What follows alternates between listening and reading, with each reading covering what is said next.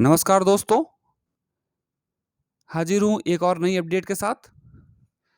अभी पिछले दिनों 7 अगस्त 2022 को सचिव उत्तर प्रदेश बेसिक शिक्षा परिषद द्वारा 15 व 16 सितंबर को एनआईसी द्वारा काउंसलिंग कराकर विद्यालय आवंटन करने के निर्देश दिए गए थे, जो कि 68,500 शिक्षक भर्ती के विद्यालय आवंटन के संबंध में थे। अब उसी को विद्यालय आवंटन को मूर्त रूप देने के लिए आज फिर एक और निर्देश जारी किए गए, जिसमें कि विद्यालय आवंटन की संपूर्ण कार्यवाही व विस्तृत दिशा निर्देश जारी कर दिए गए हैं। आइए तो विद्यालय आवंटन की पूरी प्रक्रिया को समझते हैं। विद्यालय आवंटन की पूरी प्रक्रिया उत्तर प्रदेश बेसिक शिक्षा अध्यापक नियमावली 2008 के अनुसार होनी है। अब विद्यालय आवंटन की पूरी प्रक्रिया, जो भी कार्रवाई इसमें होनी है, वो सब की सब एनआईसी सॉफ्टवेयर के द्वारा ऑनलाइन माध्यम से ही पूर्ण होनी है। फिर आए हुए सभी शिक्षकों को, जो भी शिक्षक विद्यालय आवंटन के लिए अपने अपने जनपदों में पहुंचे हैं, उनके लिए जैसे दिव्यांग महिला, दिव्यांग पुरुष, फिर महिला व पुरुष, इन सभी की पृथक रूप से एक सूची तैयार की गई है, जो कि अवरोही क्रम में होगी। इसके बाद में सबसे पहले बंद विद्यालय, उसके बाद में एकल विद्यालय, उसके बाद में 2 शिक्षक वाले विद्यालय, उसके बाद में 3 शिक्षक वाले विद्यालय की सूची एनआईसी द्वारा अवरोही क्रम में प्रदर्शित की जाएगी।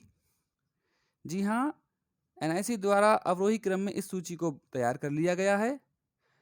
यही क्रम बनाया गया है, जिसमें कि बंद स्कूल में 2 शिक्षक भेजे जाएंगे, तथा जहाँ पर जिस विद्यालय में 1 शिक्षक है, वहाँ पर 1 शिक्षक भेज दिया जाएगा, और जहाँ पर 2 शिक्षक तैनात हैं, वहाँ पर भी 1 ही शिक्षक भेजा जाएगा, और जहाँ पर 3 शिक्षक तैनात हैं, वहाँ पर भी 1 ही शिक्षक भेजा जाएगा।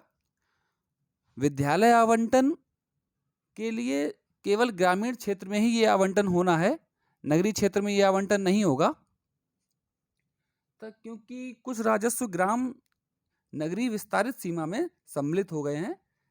ऐसे स्कूल विद्यालय आवंटन नहीं किया जाएगा। जो भी ऐसे विद्यालय हैं जो कि उस राजस्व ग्राम नगरी विस्तृत सीमा में सम्मिलित हो गए हैं, ऐसे में विद्यालय आवंटन नहीं किया जाएगा। अब आप ये जानते हैं कि सूची कैसे बनेगी।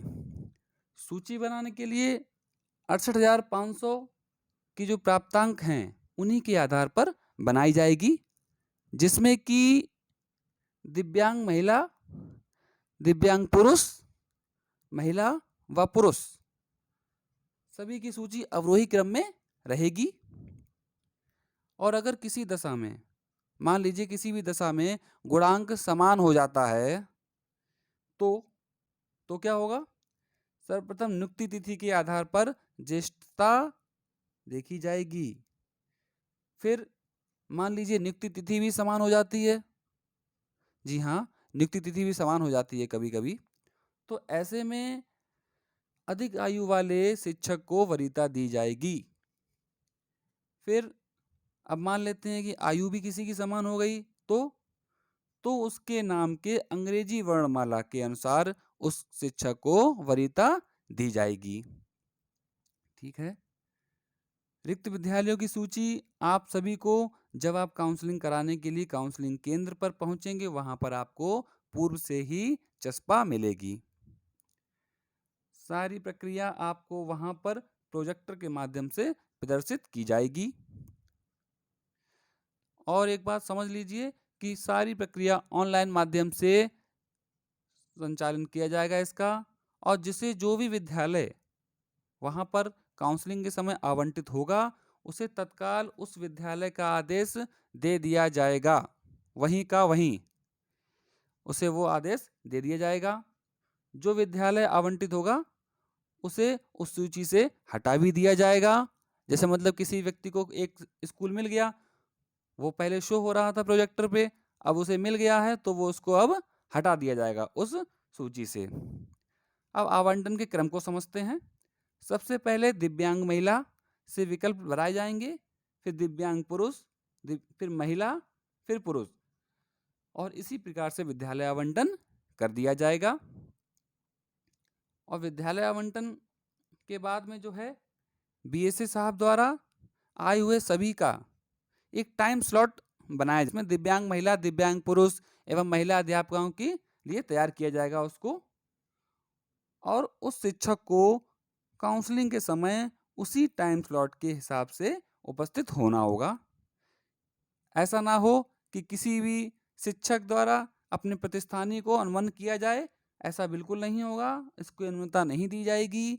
अगर किसी कारण से कोई नियत समय पर, जी हाँ, जो समय टाइम स्लॉट बीएसए सर द्वारा नियत कर दिया गया है हर शिक्षक के लिए, अगर कोई भी उस समय पर नहीं पहुंच पाता है तो ये नियम बनाया जाएगा, या बना दिया गया है ये नियम, कि उनको छोड़ते हुए उनसे नीचे के शिक्षक के लिए विद्यालय आवंटन कार्यवाही पूर्ण की जाए। और यदि कोई अपने नियत समय पर ना आकर थोड़ी देर से आता है, मान लीजिए किसी को 11 बजे बुलाया गया था, अब वो 11:30 बजे आता है, तो ऐसे में क्या होगा? तो ऐसे में उस व्यक्ति को, जिसको 11 बजे बुलाया गया था, वो अपने समय पर नहीं था, आधे घंटे विलंब से था, उसको सबसे बाद में अवसर दिया जाएगा। ठीक है, आई बात समझ में आली? फिर वहां पर एक पंजिका रहेगी, जिसमें अभ्यर्थी का नाम, पिता का नाम, रजिस्ट्रेशन क्रमांक, जन्मतिथि व काउंसलिंग का टाइम दिया रहेगा। और वहां पर आपको एक रसीद भी दी जाएगी आपके हस्ताक्षर करा के, जिस पर आपका नाम, उपस्थिति का समय और काउंसलिंग की डेट पड़ी होगी। सभी का टाइम स्लॉट बना दिया जाएगा। सभी के अच्छे से बैठने की व्यवस्था काउंसलिंग केंद्र पर की जाएगी। अगर कोई भी शिक्षक विद्यालय आवंटन के दिन, मतलब 15 सितंबर या 16 सितंबर को काउंसलिंग में नहीं आता है मान लीजिए, तो उनको अनुपस्थित माना जाएगा। बीएसए साहब द्वारा ऐसे शिक्षकों की जो 15 व 16 सितंबर को उपस्थित नहीं होंगे, उनकी सूची एक अलग से तैयार की जाएगी और प्राप्त दिशा निर्देशों के हिसाब से उन पर कार्रवाई की जाएगी।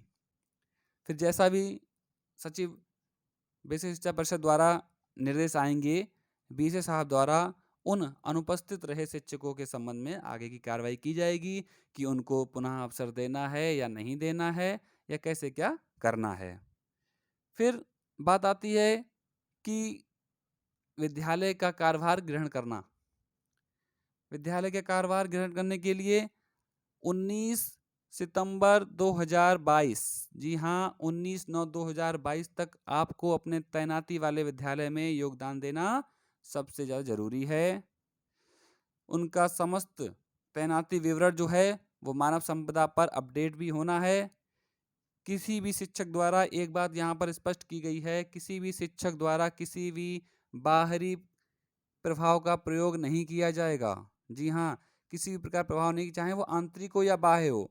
कुछ लोग होते हैं, उन्हें लगता है कहीं से किसी से कहलवा दें और सही विद्यालय मिल जाए या सही जगह पर मिल जाए, तो ऐसा बिल्कुल भी ना करें, क्योंकि सचिव साहब ने स्पष्ट निर्देश जारी किए गए हैं, जिसमें कि अध्यापक के विरुद्ध सेवा नियमावली, कर्मचारी आचरण नियमावली के तहत सेवा पुस्तिका में उसकी कार्रवाई की जाएगी।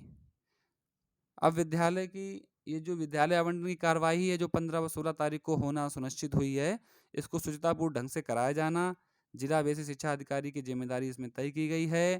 किसी भी प्रकार की लापरवाही इसमें बर्दाश्त नहीं की जाएगी। मैं आशा करता हूँ कि अधिक से अधिक शिक्षकों को अच्छे से अच्छा विद्यालय मिले, और मैं तो कहता हूँ जो भी विद्यालय मिले उसमें मन लगाकर शिक्षण करें। धन्यवाद। शुभ रात्रि। ऐसे ही नवीन अपडेट लेने के लिए हमारे चैनल से जुड़े रहें। इसको लाइक करें, सब्सक्राइब करें, कमेंट करें। धन्यवाद।